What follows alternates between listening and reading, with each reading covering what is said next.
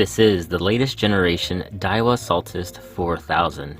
It's basically like an upgraded Daiwa BG, twice the price with some upgrades, and man, it's a looker.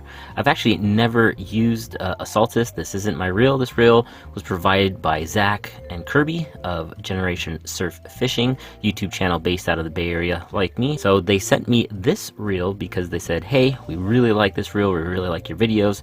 Check out the Daiwa Saltist. We know that you're a BG fan. Tell us what you think about the Saltist. So they gave me the Saltist to review, and it just so happens that Steven, the guy behind ReelPowerHandles.com, sent me his personal Saltist to check out and play with. It has one of his knobs mounted on it, and I mean, there's a huge difference between the older Saltist and the newer generations. Some of the older school guys have told me that they actually prefer the older generation Saltists to the newer ones. I'll tell you why, but before we do that, let's cover the specs from the top down. Like many Daiwa reels not named Saltiga, the latest generation Saltist is made in China and comes in 7 sizes, starting at the 2500 all the way up to the big 8000 size. The 4000 size will come in at 15 ounces, which is actually pretty heavy, much heavier than the new Daiwa Ballistic LT 4000, which comes in at under 8 ounces, but truly they're different reels. They're spec'd differently. The Daiwa Saltist employs what Daiwa calls their ATD drag system, or a waterproof automatic tournament drag system.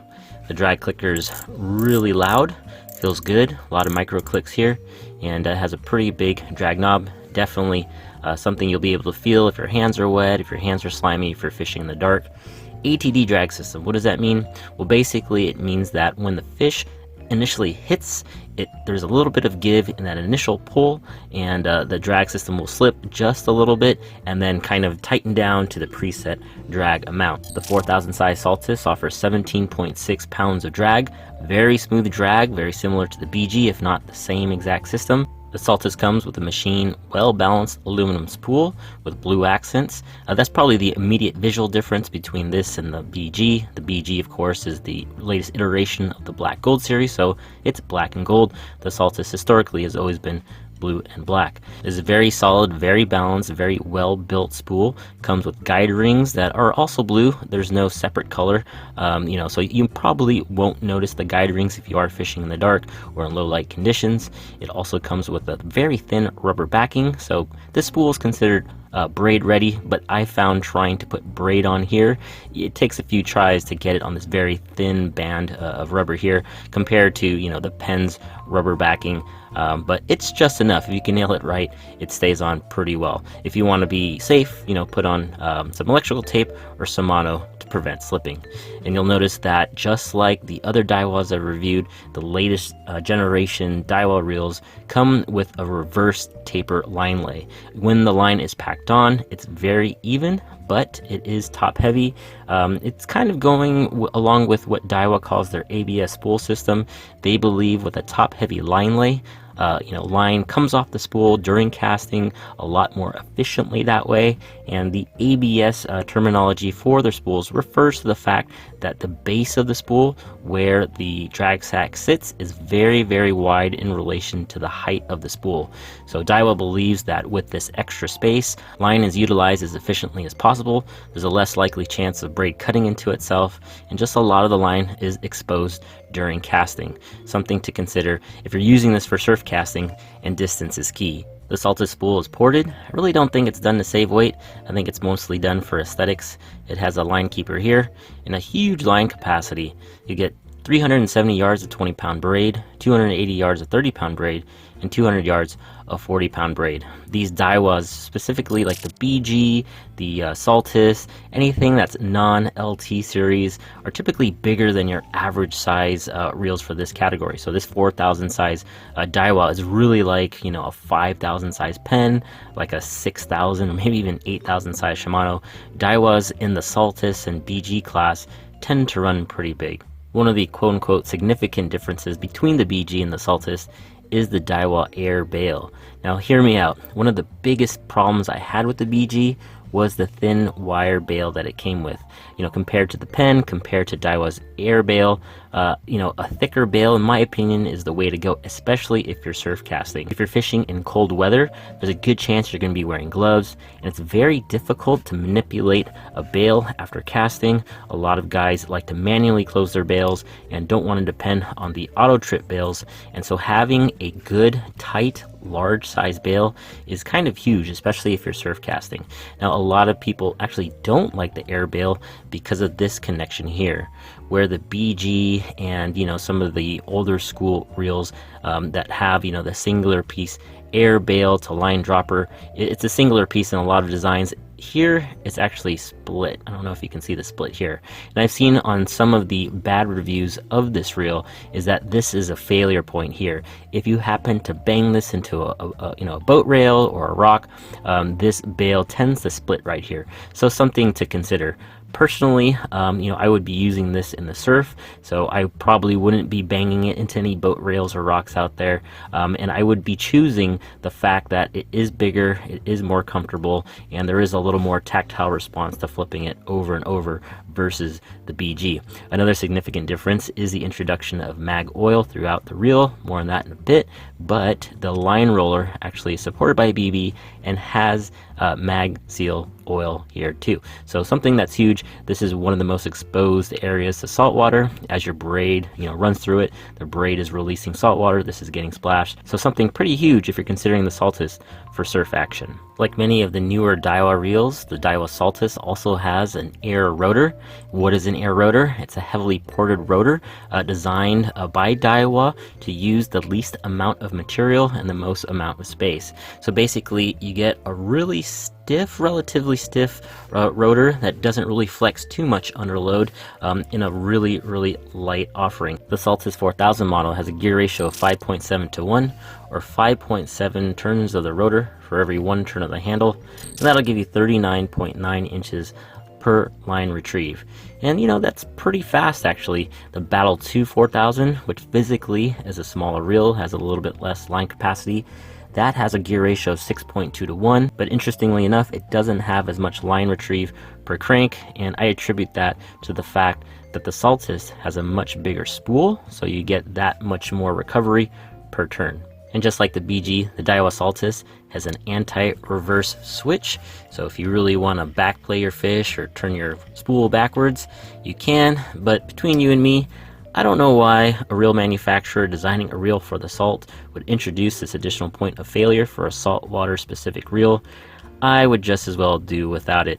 Reels in the 4000 size range are typically being used in the surf, so why have this little switch here when it could cause the entire reel to fail? Now, the biggest difference between a Daiwa BG and a Saltist is the inclusion of MagSeal technology in the Daiwa Saltist. What is MagSeal technology? It's Daiwa's proprietary magnetic oil system meant to span the gap between the interior of a bearing race and, let's say, the main shaft, the interior of the line roller bearing. Those are the two places that you'll find MagSeal on the Saltist. The Daiwa Saltist body is all aluminum. It's designed what Daiwa calls their hard bodies design.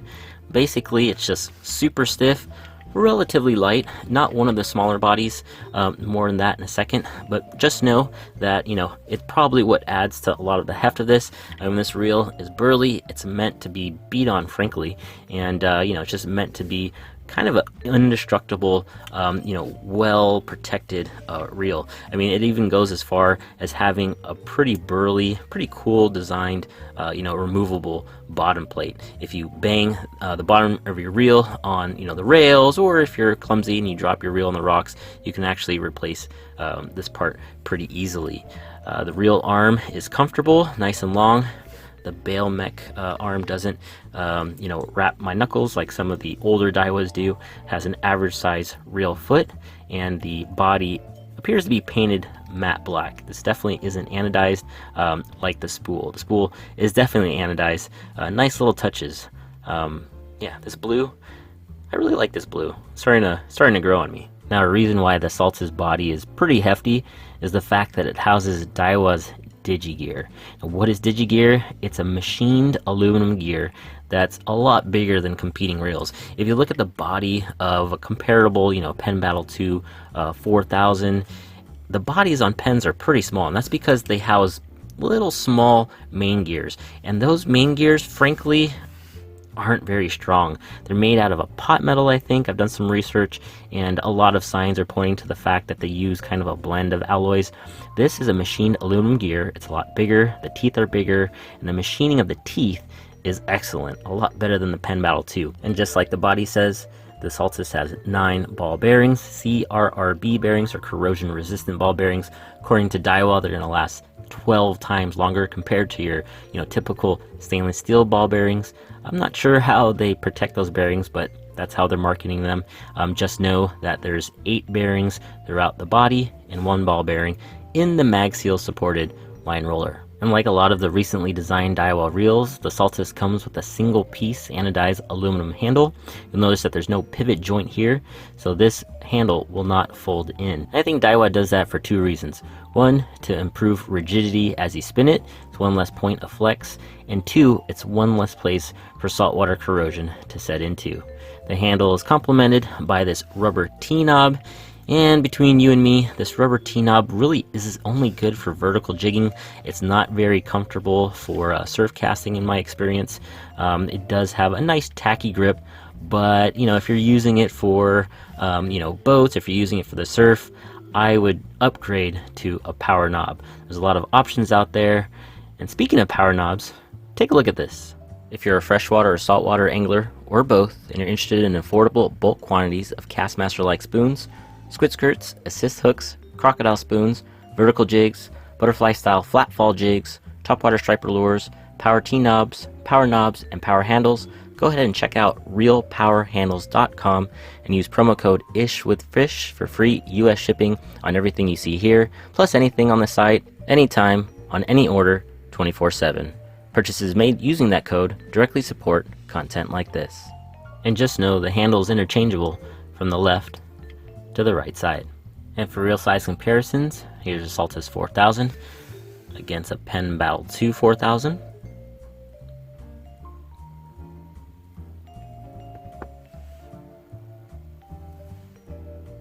And here's a 3rd generation Ballistic LT 4000.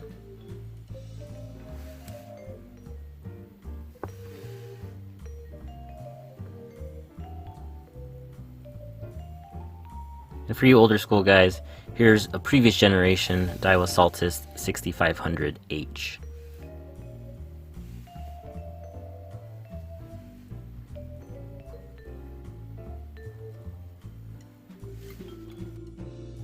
And that was the latest generation Daiwa Saltist 4000.